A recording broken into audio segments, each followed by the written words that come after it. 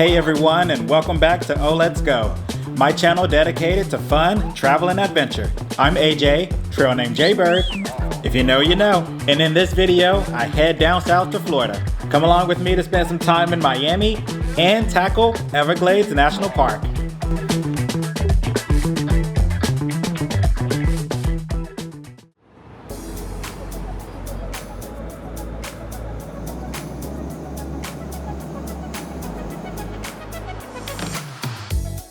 To kick off this video, here I am landing in Miami. I check into my room, have dinner, and call it a night before having a full fun day running around the city.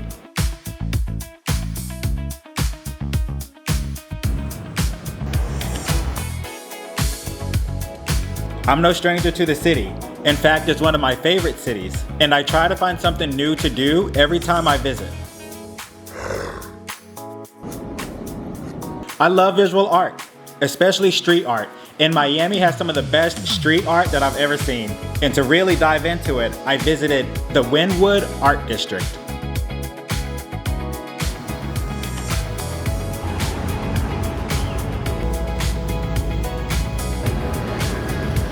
Around every corner, there was something interesting to see, and that's what I love. The art is arting, and the vibes are vibing.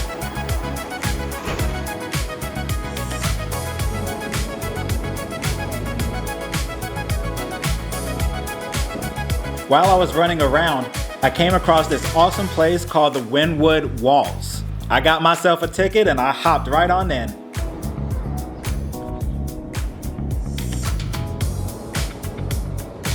Turns out, the Wynwood Walls is a world-renowned outdoor street art museum. It's one of the most photographed spots in Miami, especially for social media. And just walking around, you can totally see why.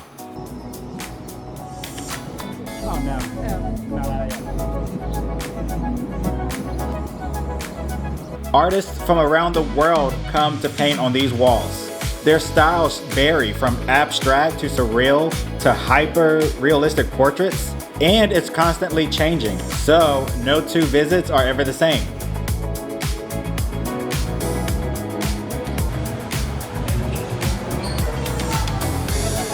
They even had a store where you can buy some of the art, and I just wish I had more money. But anyway, so that wraps up Miami Part 1. Stay tuned for further videos to see Part 2 and where I go next on Oh Let's Go.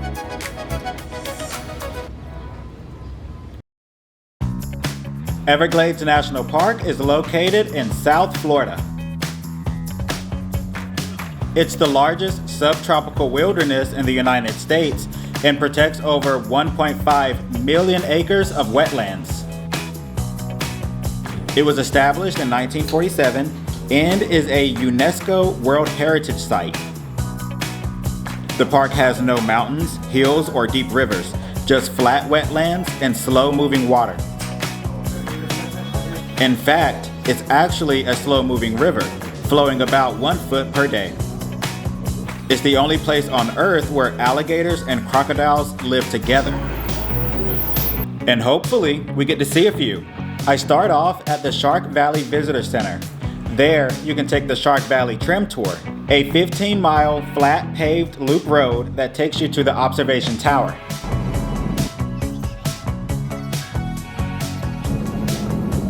On that day, we had a market in the house storage. Honestly, it was a little boring, and we didn't get to see any alligators, but that's okay, because we did get to see a lot of these lovely birds flying around. Plus, the real star of the show is the observation tower, depending on who you ask.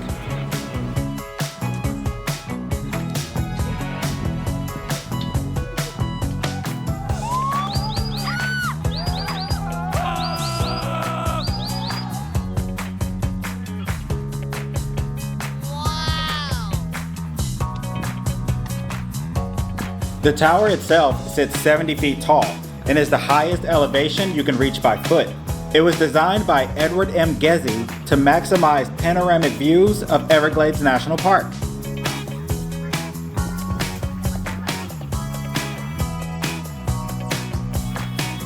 And instead of using stairs, it has a giant ramp, which is great for photography and makes it wheelchair accessible, so even more people can enjoy the views.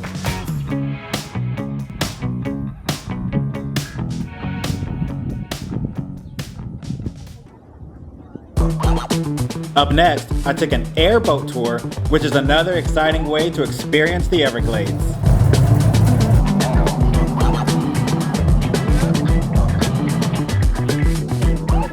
Hey, there's that gator. I knew I'll see one eventually, and one just happened to come right across our boat.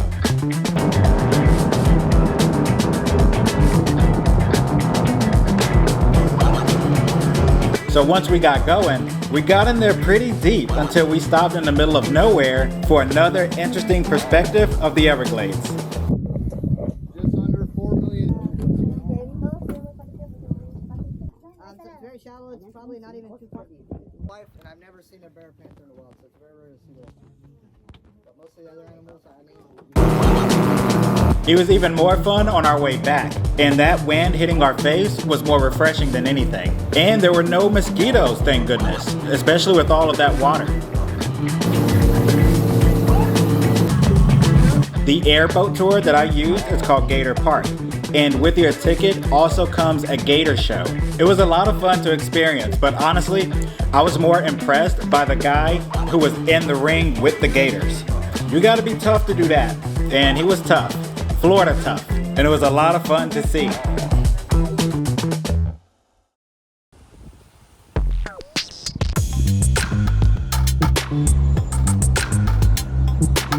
This next stretch takes place at Ernest Visitor Center, which is about an hour south from Shark Valley Visitor Center and the observation tower. And all of the airboat tours are actually in between that stretch, so plan accordingly.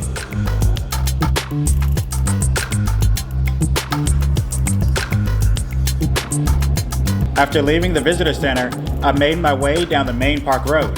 Then I noticed that a storm was coming.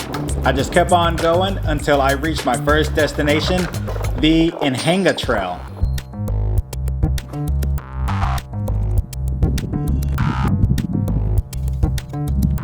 When the season is right, the Anhinga Trail is actually the most popular trail for wildlife viewing. But the most I saw were these really interesting grasshoppers or locust bugs.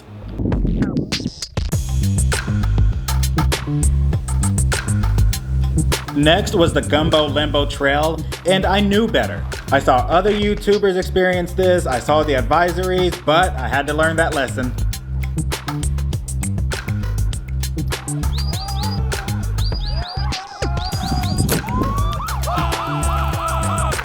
Walking through there is like walking through a cloud of mosquitoes, and bug spray won't help.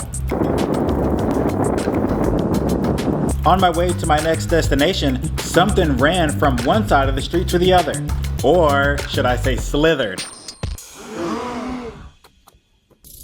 Y'all, it was an eastern diamondback rattlesnake. Oh my goodness. Somebody behind me saw it too, and we shared this moment with this beautiful creature. And if you like beautiful creatures, yes, please like, subscribe, and come back for more.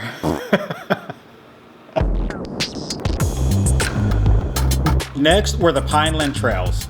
And these were really interesting because they had a lot of short plants next to tall skinny trees growing together.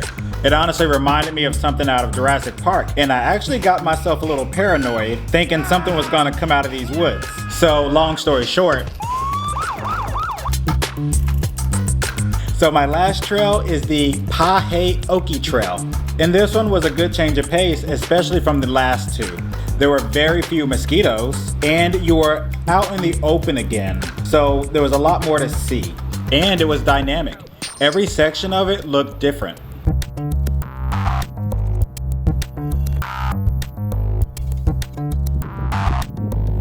After this trail, I wrapped up a nice long day. It was time to head out of the park and on to my next adventure, but not before driving through a double rainbow.